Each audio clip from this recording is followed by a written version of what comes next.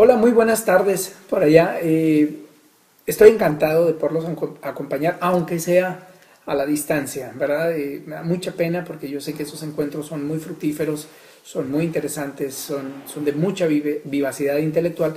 Sin embargo, bueno, por una cuestión de salud no puedo estar en la ciudad de Guadalajara y específicamente en Amatitán, que es donde me encantaría estar en este momento. Pero de cualquier modo, gracias a la tecnología tenemos la posibilidad de estar compartiendo por lo menos algunas ideas, algunas reflexiones en torno a lo que en esta ocasión yo quisiera denominar reflexiones en torno a una ciudadanía de calidad. Antes de iniciar, yo en principio y de corazón quiero agradecer la amable invitación a este coloquio que tiene por objetivo reflexionar en torno, y reflexionar en serio, en torno a algunos escenarios que tienen que ver con el marco en donde se va a llevar a cabo la nueva evangelización. ¿Sí? En particular, mi charla, mi breve charla, que no me deberá llevar más allá de 40 minutos, tiene que ver con la cultura. Obviamente que no voy a hablar de la cultura en general porque sería insuficiente el espacio.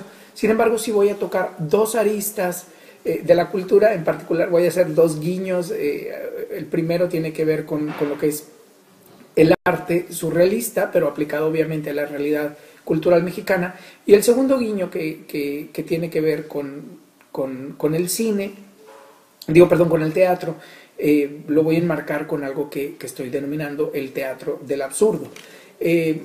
También yo quisiera comentarles pues que a modo de marco que esta aproximación a la cultura y muy concretamente a los valores de la cultura me permitirán a mí abordar o me permitirán reflexionar en torno a cuáles son, digamos, esos principios de la cultura ciudadana y esa cultura ciudadana que ustedes desde la pastoral ayudan a construir y ayudan a desarrollar en cada una de las comunidades, en cada uno de los barrios en los cuales ustedes y en cada una de las escuelas obviamente en donde ustedes realizan su labor que es compartida obviamente en ese magisterio pues por los que nos dedicamos también a la enseñanza. Bueno, dicho lo dicho, yo quisiera nada más comentarles los 5 aspectos que vamos a tratar o abordar de manera concreta en la charla. En principio, pues como les comentaba hace un momento,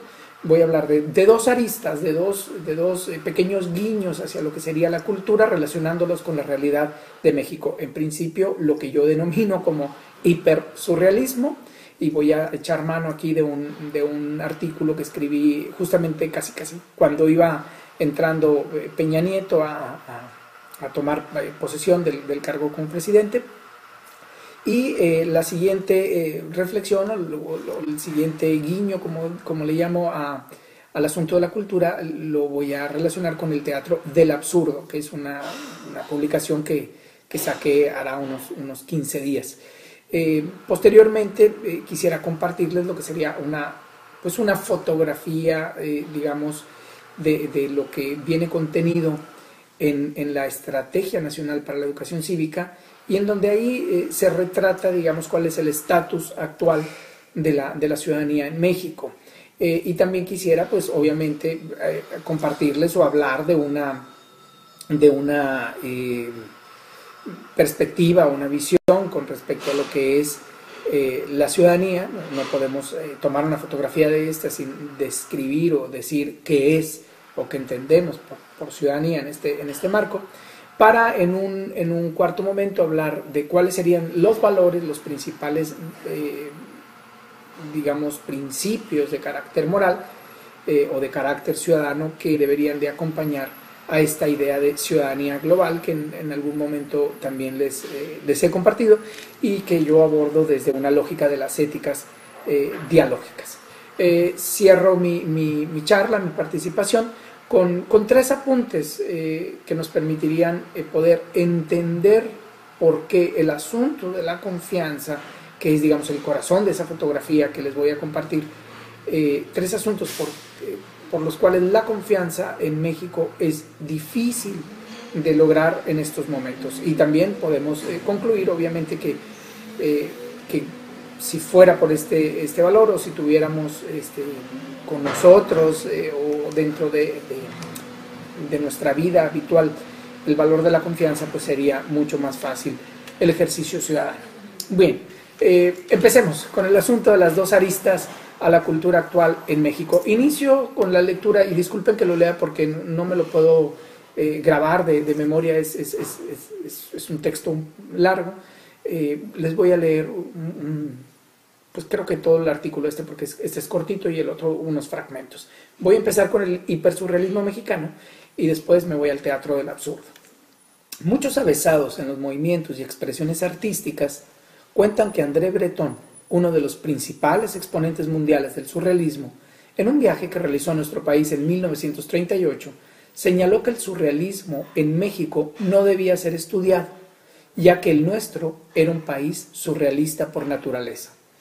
La historia del arte nos ha enseñado que las creaciones surrealistas abordaban la realidad que querían pintar, poetizar, relatar o filmar desde una dimensión irracional que era tamizada por el inconsciente. La mezcla entre irracionalidad e inconsciente daba como resultado lo que los surrealistas denominaron arte.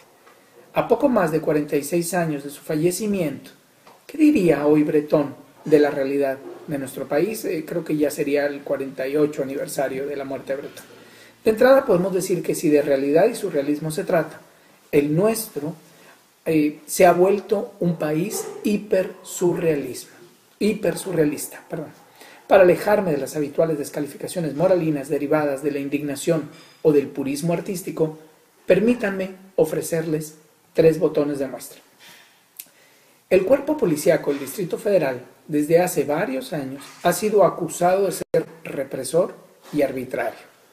Todos fuimos testigos de cómo el pasado 1 de diciembre, cuando tomó posesión Enrique Peña Nieto, la corporación capitalina, así como la federal, hizo gala de sus habilidades para apaciguar a muchos ciudadanos que se manifestaron durante la toma de posesión de Enrique Peña Nieto. A río revuelto, ganancia agitadores. El recuento de daños pone en evidencia que muchos vándalos, por encargo,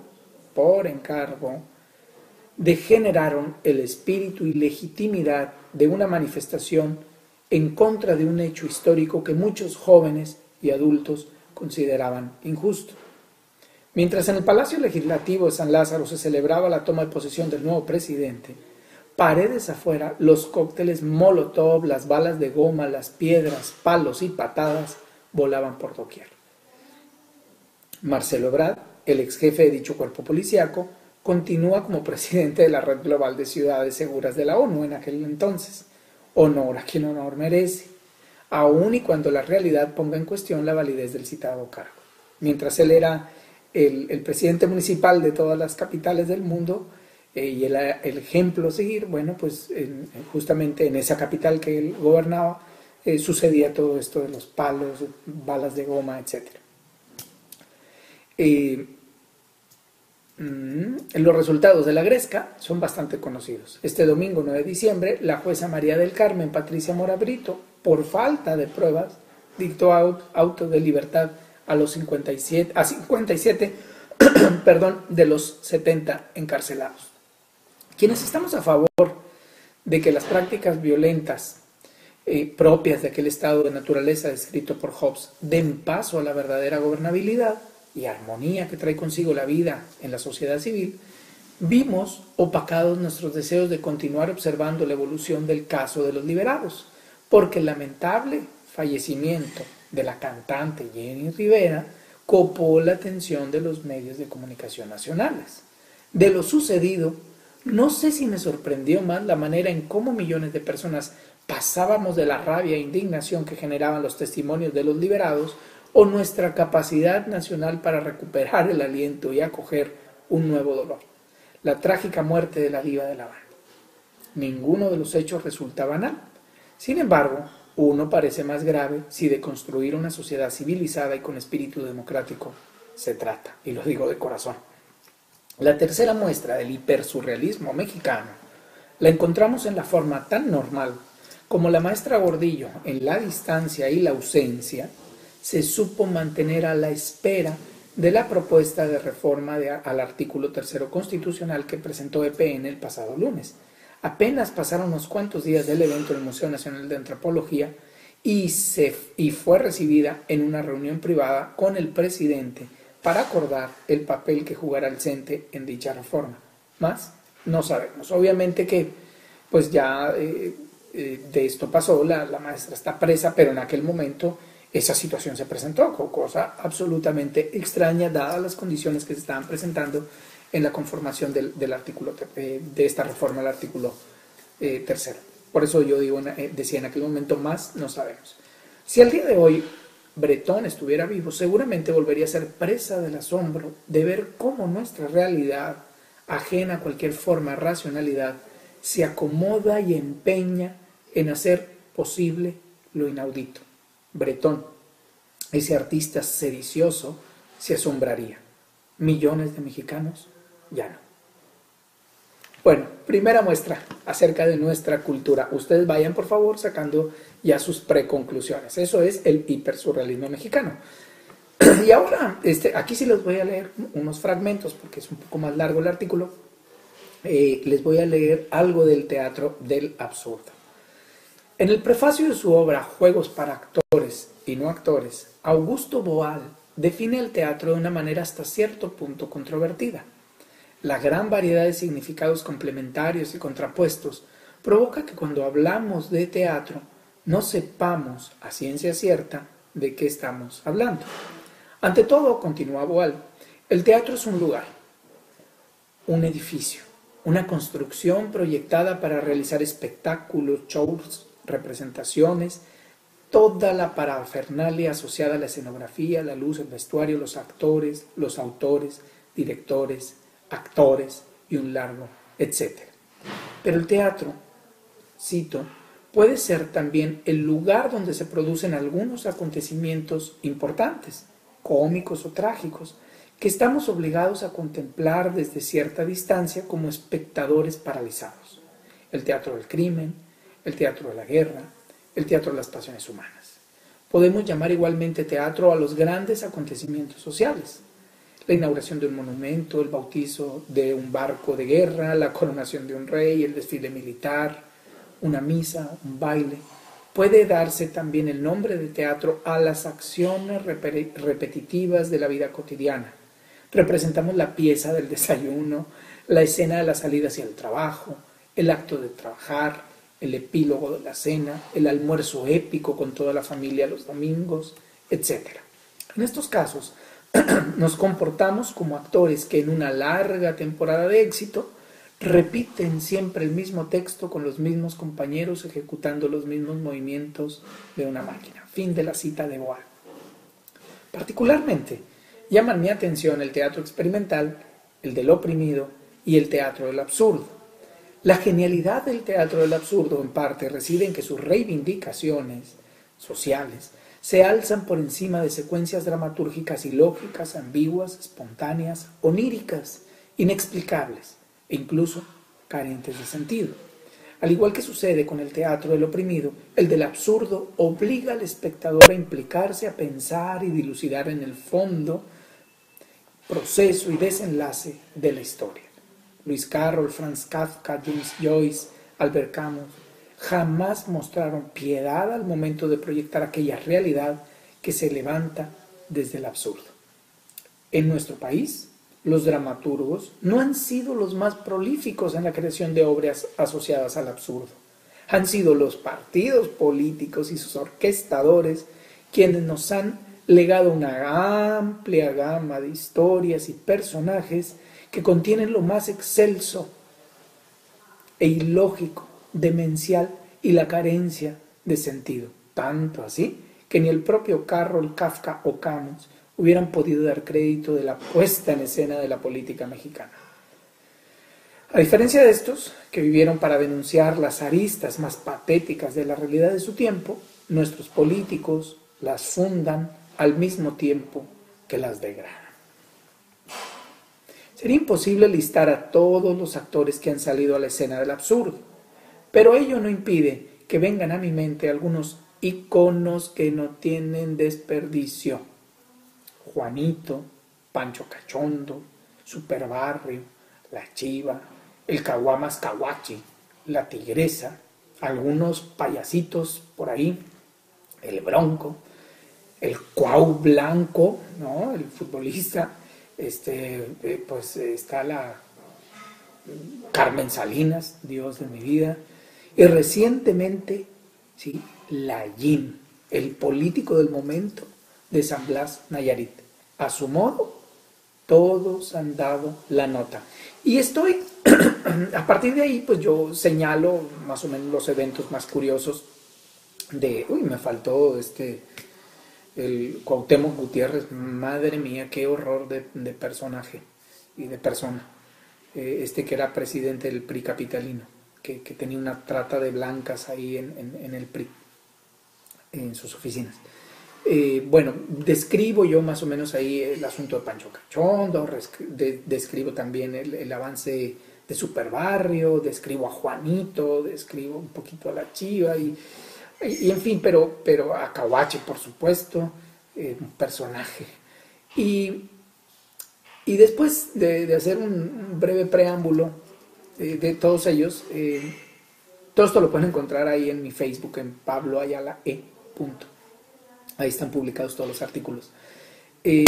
Después ya cierro con el caso de Layín y voy a compartirles esto. No estoy muy seguro de que Hilario Ramírez Villanueva Layín vaya a ser el más memorable de todos los actores de la política del absurdo, obviamente porque en México pues surgen tantas cosas. Lo que sí es un hecho es que al día de hoy, como él dice, su esbelta figura es conocida hasta en las calles de Nueva York. Layín se autodefine como un hombre sencillo de campo de palabra franca, absurda y riesgosamente ingenua, diría yo, más que franca. Dicharachero, mujeriego, trabajador, portador, a saber qué quiere decir eso, él lo dice, amante del dinero y ratero a favor de los pobres, ya que robó poquito, estoy citándolo, porque el ayuntamiento estaba bien pobre. Le di una rasuradita, no más una rasuradita. Lo que con esta mano me robaba, con la otra se lo daba a los pobres, nuestro Robin Hood mexicano. Quizá quienes lo conocen y lo han votado sean testigos de que Layín en verdad esté, como él dice, cito, jodido. Difícil de creer, cito, que no siempre salga pa'l pollo, cierro la cita, si posee un caballo pura sangre que le costó $250,000. Festejó su cumpleaños 43 con la banda El Recodo, a la cual le cobró más de $1,200,000. Convidó más de 1,5 millones de cervezas y, entre otras cosas más, reparte dinero en efectivo en sus mítines. Quienes no lo conocemos, tenemos una cosa clara. Layín es la antítesis del político que queremos. Necesitamos, merecemos, nos debemos.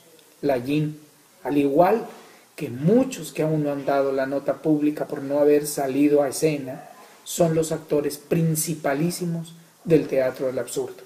El teatro donde se monta el lamentable espectáculo de la política mexicana.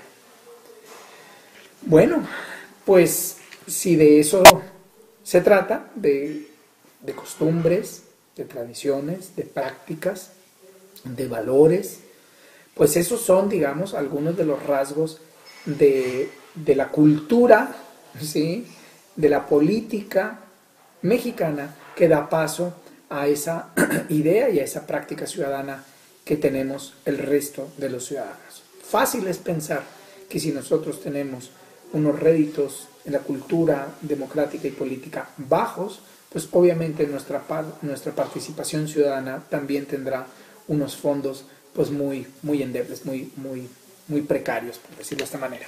Y de aquí yo doy paso con estos primeros rasgos y ustedes por acá por la víspera saquen el día, es decir, si tenemos esta cuestión, este escenario, esta puesta en escena, como les señalo acá, en la sociedad, bueno, ustedes determinen entonces cuál va a ser la fotografía que nos toma, en este caso, el INE, el Instituto Nacional Electoral, y con ello, pues, cuál es el resultado de la Estrategia Nacional para la Educación Cívica.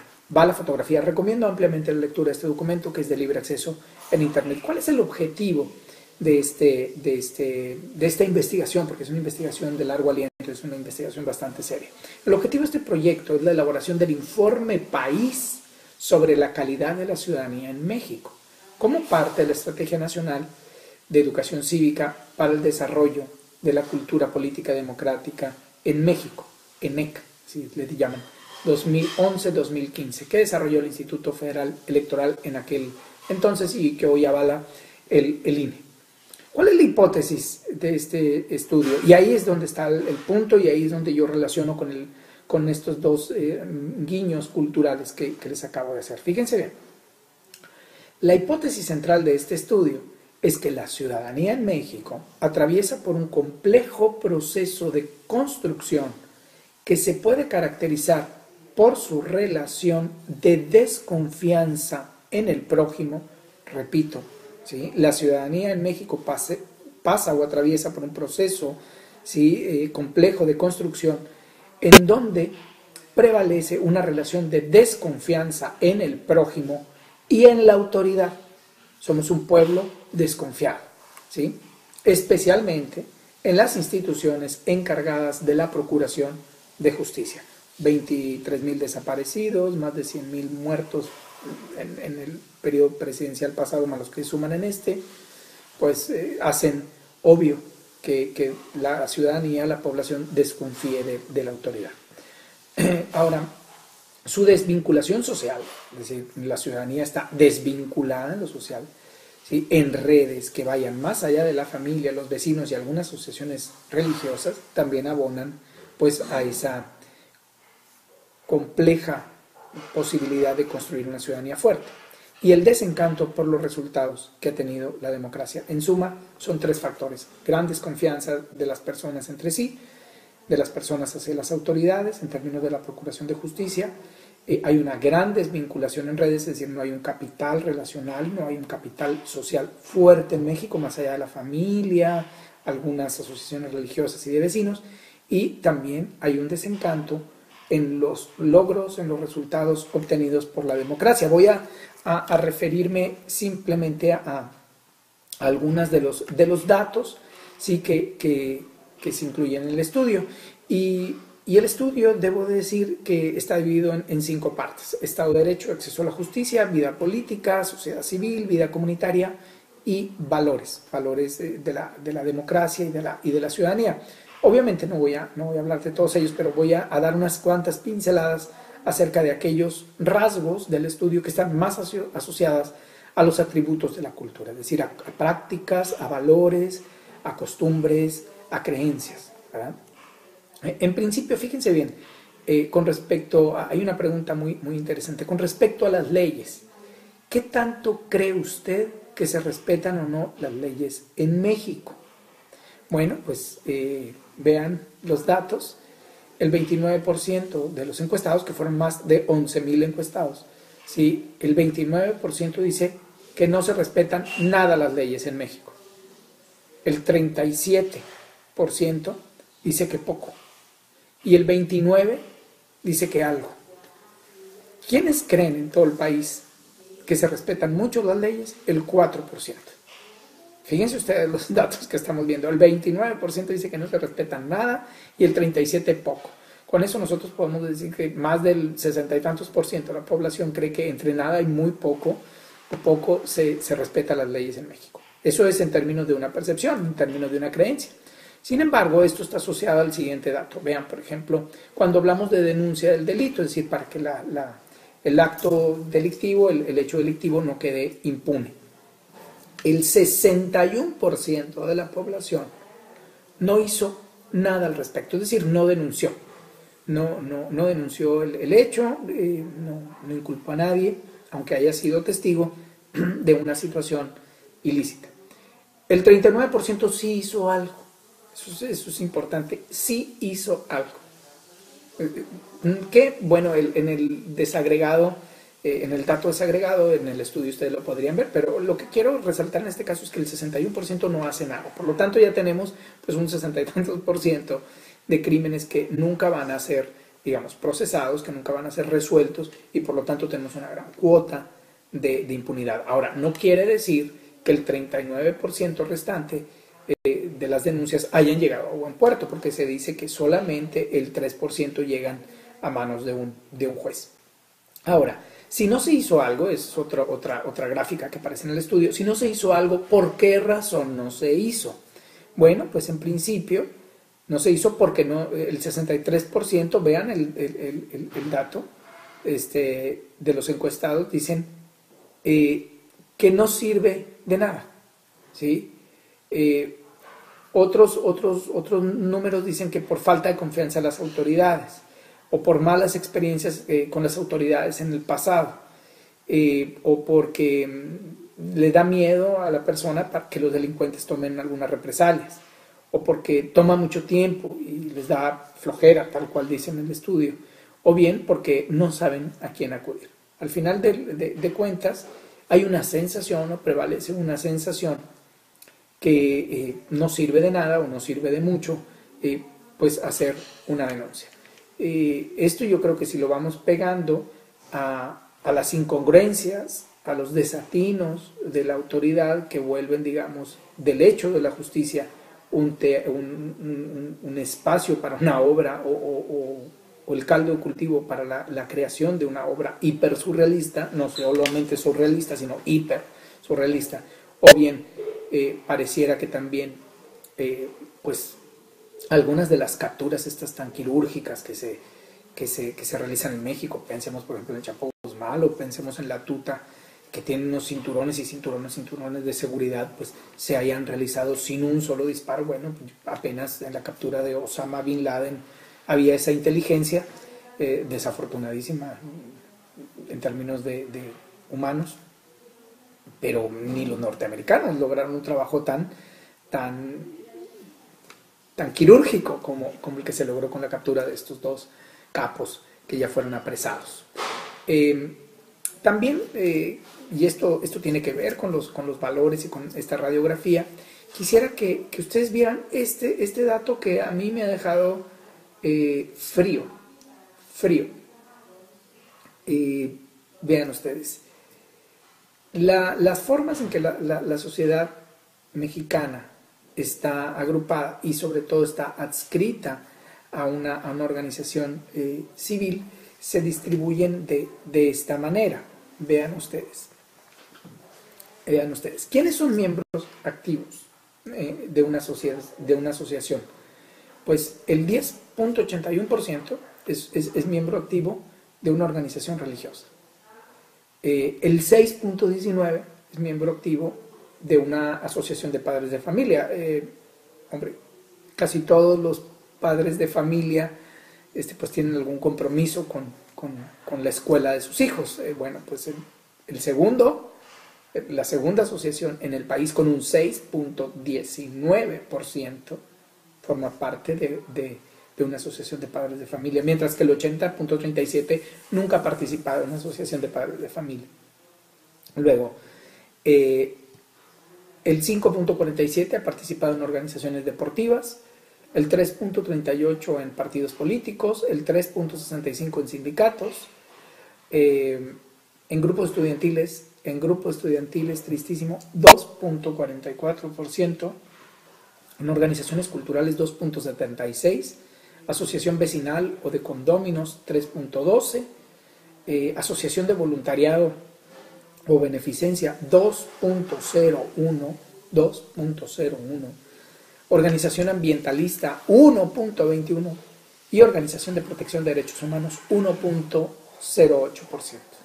¿Sí? Los datos son elocuentes, ¿verdad? En México tenemos un capital social, como lo acabamos de ver, frágil, débil, y no me voy a cansar de repetirlo. ¿Por qué? Porque gracias a un capital social fuerte, relacional, pues es como las sociedades pueden organizarse y pueden dar, como decía Rawls, en términos de cooperación, pues pueden generar esos espacios para poder resolver ellas mismas los problemas que las aquejan. Ahora, hay otro dato de otra gráfica que me llama mucho la atención, que también tiene que ver con las actividades solidarias practicadas durante el último año. Esto es de 2014, pero vean ustedes, el 64.05 de los que fueron entrevistados dijo que sí ha hecho algún acto solidario y es dar dinero o donar a la Cruz Roja. El 54.92 ha ayudado a algún desconocido. Piensen ustedes dar una moneda o piensen ustedes comprarle o regalarle un taquito a alguien, etc. El 40.54% ha donado alimentos, medicina o ropa en caso de alguna contingencia mayor. El 26.72 ha participado como voluntario en alguna actividad. El 17.9 ha donado sangre. El 11.55 ha enviado dinero y objetos a algún programa de apoyo, de ayuda, también en estos casos de contingencia o de urgencia por desastres medioambientales, etc. Y el 10.58 ha hecho donativos o prestado alguna ayuda, ¿verdad? Donativos, o sea, en efectivo, en una cuenta como Teletón, etc. Ahora, vean ustedes la distribución, digamos, de estas acciones se presenta de esta manera. Bien, me llama mucho la atención una gráfica que ustedes la pueden revisar en el estudio. Los actos solidarios están distribuidos de esta manera. El 16% de los mexicanos no ha realizado ninguna de las 7 acciones que les acabo de señalar. Y el nivel de participación más común es de 2 acciones, o sea, el 22% de la población encuestada reporta esto, ¿sí? El 20% ha hecho 3 acciones, el 19% una acción y 4 acciones el 14%. Ahora, estamos hablando de acciones a lo largo de un año. A lo largo de un año. Entonces, esto no es menor. Creo que si nosotros pegamos esta información con la perspectiva que los ciudadanos tienen de la democracia en el país y nosotros relacionamos estos datos que van a escuchar con la capacidad de asumirse como un ciudadano maduro o un ciudadano en mayúsculas por parte de los encuestados, creo que este dato las y los va a dejar pensando. Vean ustedes. Visiones sobre el sistema político y la democracia. El estudio dice que el 53% de los encuestados, ¿sí?, prefiere la democracia. O en otras palabras, afirma que el 53% que la democracia es preferible. Sin embargo, ¿sí?, al 18% le da lo mismo un sistema democrático u otro, es decir, un sistema autocrático, un sistema dictatorial, un sistema en donde no haya necesidad de desarrollar un pensamiento moral autónomo o donde no haya necesidad de ejercer como un ciudadano libre, ya que otro va a tomar las decisiones por uno, un 18%. Pero ojo, un 23%, algunas veces o en algunos momentos, o sea, ya referimos al teatro de lo absurdo, ya referimos también a lo que sería el hipersurrealismo mexicano. Algunas veces se prefiere un sistema autoritario. Si sumamos estos últimos 2 datos, o sea, el 47% de la población encuestada diría que le da lo mismo si hay en la actualidad un sistema autocrático o bien, de entrada, es preferible un sistema autocrático. ¿Sí? Estos datos son terribles. ¿Por qué? Porque ponen en seria cuestión, ponen en seria duda, ¿sí?, el ejercicio de la democracia. Es decir, pareciera que la democracia en nuestro país no está llegando a buen puerto. Ahora, ¿por qué? ¿Por qué hay esta desafección hacia la democracia? Bueno, hay algunos autores, en este momento no tengo posibilidad de abordarlo por cuestiones de tiempo, pero por ejemplo recuerdo a Anthony Pagano, él habla de algunas razones por las cuales la desafección ciudadana se vuelve presente. Ay, muchas gracias. Disculpen. Y entonces Anthony Pagano nos presenta 5 razones, ahorita, 5 razones por las cuales, 5 razones por las cuales la ciudadanía puede perder el interés de formar parte de los proyectos de su comunidad. No voy a hablar de esto, pero tiene mucho que ver con este asunto del nivel de confianza y con el cual voy a cerrar esta charla. El nivel de confianza en las instituciones y en las organizaciones políticas y sociales a nivel nacional, pues se presenta de la siguiente manera. Digamos que pasadito, según estoy viendo una gráfica aquí, pasadito del 60%, digamos el 63, 4%, confía todavía en el ejército. Es la institución que tiene más, digamos, mayor nivel de confianza por parte de la sociedad. Pero luego viene los maestros. Los maestros ocupamos el segundo lugar, fíjense ustedes. En tercer lugar, las iglesias. En cuarto, las ONGs. Las iglesias, en este caso, están con un 57%. 57%. Y los maestros estarán en un 58.5%. El gobierno federal está en un 38%. Organizaciones de ayudas a adicciones están en un 39%. Organizaciones vecinales están en 37%. El IFE está en 36%. Los de último lugar, voy del primerísimo último lugar hacia abajo, que suena invertido. Están los diputados, los partidos políticos, los sindicatos, las policías. Los policías están con un 29%. Los jueces están con un 29%. Los empresarios están en un 30%. Y el gobierno municipal en un 32%. Y el estatal en un 30%. Una cosa así. Como ustedes pueden ver, bueno, pues la confianza no es, pareciera, lo nuestro. Ahora, ¿cómo hacer para construir, digamos, ciudadanía que en este escenario, en este marco dado por esta institución, o sea, por el INE que generó este estudio? ¿Con qué definición de ciudadanía nos pudiéramos quedar? Bueno, pues hay distintas visiones de ciudadanía. Hay una visión minimalista, ¿sí? que se entiende nada más la ciudadanía como un estatus jurídico, ¿sí? Es decir, cumplimos cierta edad, entonces ya podemos ejercer como votantes, ¿no? Podemos elegir a nuestros representantes, pero pues nos quedamos hasta ahí. La virtud es prácticamente cívica de ir a participar porque cumplimos ya con la mayoría de edad. Hay una posición intermedia, también una visión intermedia, que sería una concepción un poco más amplia que trasciende este enfoque legal, ¿sí? Y que no ignora las satisfacciones que tienen o que buscan todos los individuos en la vida privada, ¿sí? Y que busca incidir de manera más activa en el espacio o en la esfera de lo público. Aquí al ciudadano se le deben de reconocer y respetar los derechos de los demás, y también tener las capacidades de autocontención y el sentido de responsabilidad, así como la capacidad de participar en la vida pública. En este caso, pues si ustedes se fijan, ya esta posición intermedia pues iría más allá de la fragilidad en términos de la participación en las redes sociales a las que he hecho referencia en un momento.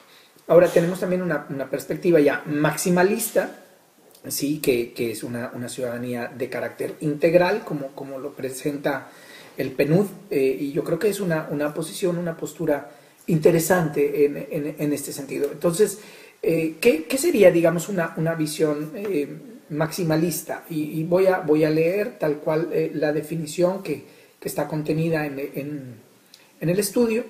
Y ciudadanía es un tipo de igualdad básica asociada al concepto de pertenencia a una comunidad, que en términos modernos es equivalente a los derechos y obligaciones de los que todos los individuos están dotados en virtud de su pertenencia al Estado nacional.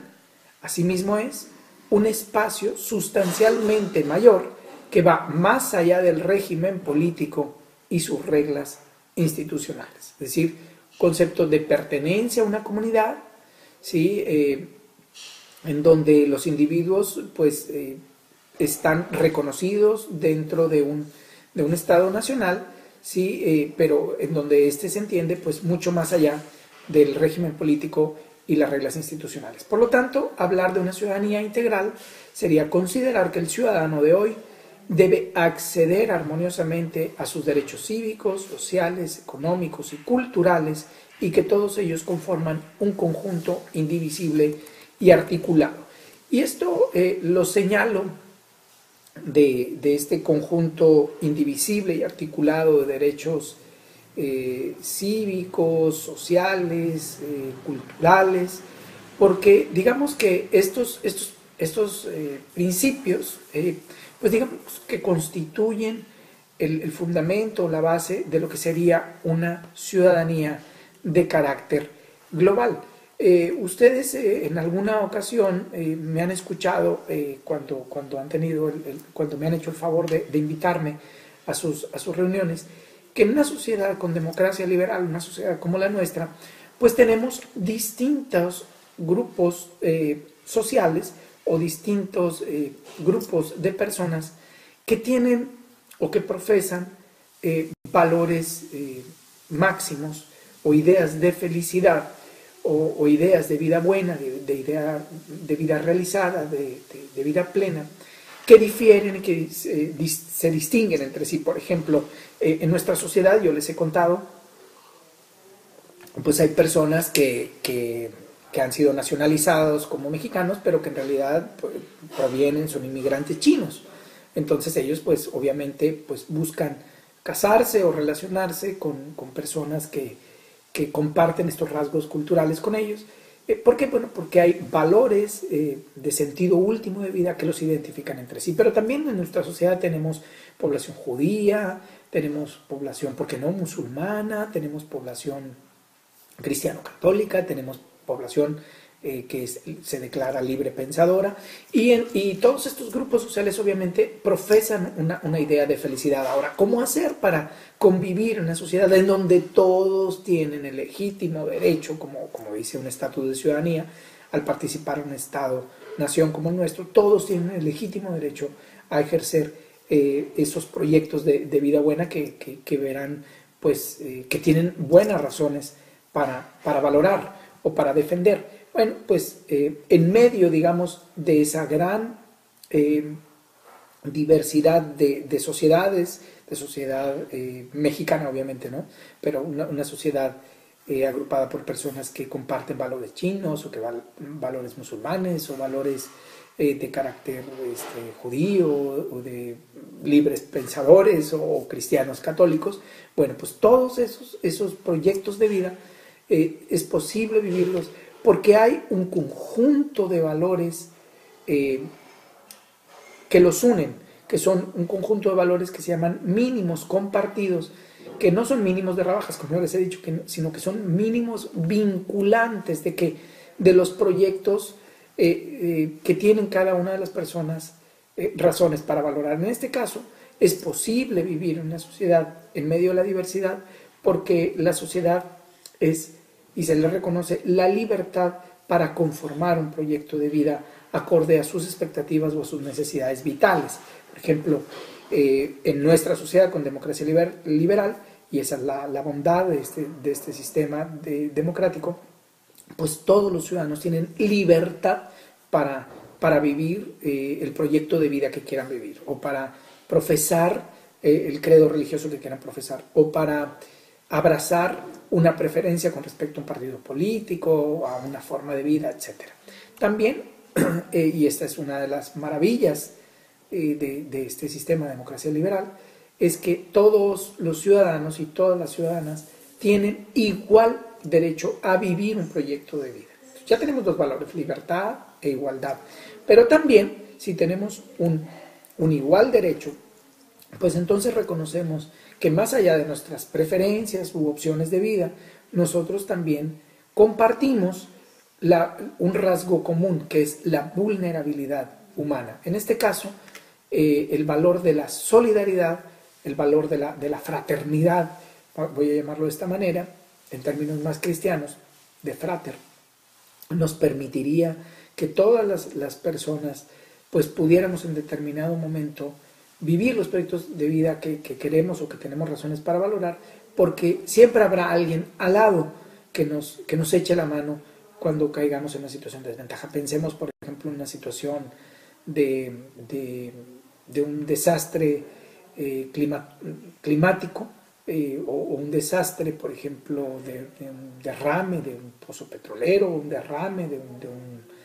de una fábrica, digamos, de producción de energía nuclear, pues una planta de producción de energía nuclear, pues se requiere la solidaridad de las personas para que, para que pues, los afectados puedan llevar a cabo los proyectos que libremente ellos tienen derecho a elegir y que quieren llevar a cabo.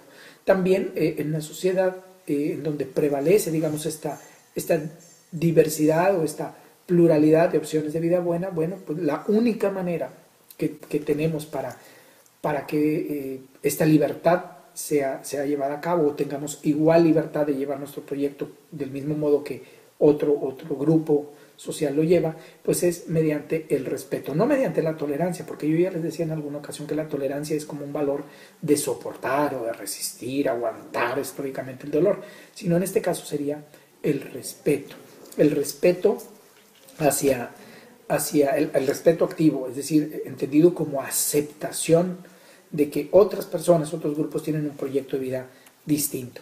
Y por último, el valor del diálogo, ¿sí? En una sociedad en donde prevalece la diferencia, pues justo es decir que estas diferencias son válidas, son legítimas de vivirse y por lo tanto necesitamos un valor que nos permita, más que enconarnos, más que llegar a la sangre, más que llegar a la violencia, a la agresión, pues necesitamos un instrumento, en este caso el diálogo, que nos permita dirimir nuestras diferencias de modo pacífico. Así pues, estos 5 valores, libertad, igualdad, solidaridad, respeto y diálogo, se presentan en una sociedad con democracia liberal como el marco o el basamento de la justicia. Es decir, en una sociedad no puede haber justicia si no hay libertad para elegir el proyecto de vida que uno tiene razones para valorar, si no tiene igual derecho para vivir ese proyecto de vida que los demás. No hay justicia donde no prevalece la solidaridad, sobre todo aquellos que no decidieron vivir en una situación de desventaja, sino que fue la lotería social la que los puso en esa condición. No hay justicia en la sociedad en donde no se respeta la legítima diferencia que tenemos derecho a vivir, y no hay justicia en una sociedad en donde el diálogo no es un instrumento, no es una vía la más eficaz para resolver nuestras diferencias. De lo que se trata entonces es que mediante el ejercicio de la ciudadanía nosotros podamos articular en nuestro día a día, en nuestras acciones cotidianas, en nuestra participación con las distintas asociaciones, en lo que representaría, digamos, pues el marco de la justicia. Y ya con esto quiero, digamos, aterrizar diciendo, bueno, si nosotros tenemos estos 5 valores que constituyen la base de la justicia y estos valores nos permitirían, digamos, vivir en medio de la diferencia y vivir en la lógica de una ciudadanía de carácter global, es decir, estos 5 valores valen para cualquier contexto en la sociedad global. Bueno, pues, ¿qué valor o qué conjunto de valores o qué deberíamos de hacer para que nosotros pudiéramos construir confianza? Y yo les quiero compartir unos fragmentos nada más, ¿sí? de un breve artículo que publiqué el domingo pasado y que tiene que ver con una cuestión de confianza. Pues tenía preparado nada más aquí un fragmento, pero en este segundo acabo de decidir, mejor les leo todo el artículo y así pues no se quedan con la duda. La verdad está un poco bravito, pero bueno, es parte del asunto. Una cuestión de confianza. El cuento de hadas que vivieron Enrique Peña Nieto y su enorme comitiva en su viaje al Reino Unido no tuvo final feliz. Más que en moraleja, terminó en medio de un escarnio público que opacó los muchos réditos que deben traer consigo las visitas de Estado. No podía haber otro desenlace porque la burla y el chiste ocioso se alimentan de declaraciones desafortunadas. El sincericidio efectuado ante Jude Weber, periodista del Financial Times, hace mucho más difícil la tarea de confiar y creer en el proyecto de nación que encabeza EPN, o sea, Enrique Peña Nieto. En un audaz despliegue de supuesta sinceridad, de esos que suelen mostrar los expresidentes cuando ya solo tienen por tarea dictar conferencias reveladoras en foros internacionales, EPN mostró la radiografía actual de nuestro país. Cito: México está plagado de incredulidad y desconfianza. El gobierno debe replantearse hacia dónde nos dirigimos como nación. Ha habido una pérdida de confianza y esto se ha demostrado en la sospecha y la duda. Cierro la cita. Y para que lo dicho por EPN no sonara poco, Luis Videgaray reforzó la percepción internacional con estas palabras. Abro la cita. Se trata de una cuestión de confianza. Podemos realizar 10 reformas energéticas, pero si no añadimos confianza, no podremos aprovechar todo el potencial de la economía mexicana. Coincido con EPN y su secretario de Hacienda y Crédito Público en que la crisis de confianza, como el cáncer, está carcomiendo las entrañas de nuestro país. Difiero en que la confianza no deba ser utilizada, mucho menos concebida, cual ingrediente de receta de cocina. Me da escalofrío tan solo pensar que EPN y sus reportes directos abordan algunos de nuestros problemas cual si fueran chef. Si quieres acabar con la violencia, agrega una pizca de Estado de Derecho. Elimina de la mezcla los sobrantes de impunidad. Pon 2 cucharaditas de derechos humanos, un pellizco de educación cívica, sella la sartén y 3 leyes secundarias, enciende el horno del Congreso y termina las de cocer en un refractario de tamaño mediano. Coincido en que la relevancia que EPN y Videgaray otorgan al rol de la confianza, pero difiero en la manera que la conciben. Entendida esta como valor humano, la confianza es uno de esos que se forman con el lento paso del tiempo. Deben pasar muchos años para que usted pueda confiar plenamente en alguien. Lo mismo sucede en el caso de los productos o servicios que adquirimos. La fidelidad del cliente difícilmente se gana en una primera venta. Este adquiere, prueba y comprueba a lo largo de ese lapso. Adquiere, prueba y comprueba. A lo largo de ese lapso, la confianza se encuentra en ciernes, si se quiere, bajo sospecha. Viene después de una dilatada verificación de la consistencia de los resultados. La fidelidad a un restaurante, un gimnasio, la agencia de coches o una pastelería se da después de que hemos comprobado que la calidad del producto y o servicio es el mismo. Las diferencias solo se toleran cuando juegan a nuestro favor, nunca de modo contrario. De este modo, el estrecho vínculo de la confianza con el tiempo hace de esta un valor relacional asociado a 3 factores. El que es el qué u objeto de la confianza, las expectativas y el contexto. Respecto al qué de la confianza, podemos decir que ésta tiene como punto de partida la siguiente lógica. A confía en B para hacer C. En este caso, A sabe perfectamente que B tiene la capacidad, conocimiento, recursos, criterio y disposición para llevar a cabo la tarea C.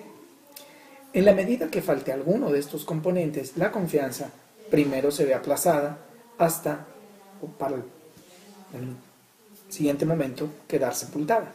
Ilustremos este primer rasgo con el caso del recién estrenado secretario de la Función Pública, Virgilio Andrade Martínez. Los casos de corrupción que habrá de dilucidar y perseguir tienen que ver directamente con los intereses de EPN, su jefe directo, y con algunos de sus amigos de infancia, por ejemplo Luis Videgaray. Dado lo delicado, implicancias y posibles repercusiones de su quehacer, difícilmente la ciudadanía, era la parte A, confiará en que Virgilio Andrade, o sea la parte B, amigo y subordinado de EPN, podrá esclarecer el conflicto de intereses que hay entre el grupo IGA, por ejemplo, la constructora esta, y EPN, que eso sería C.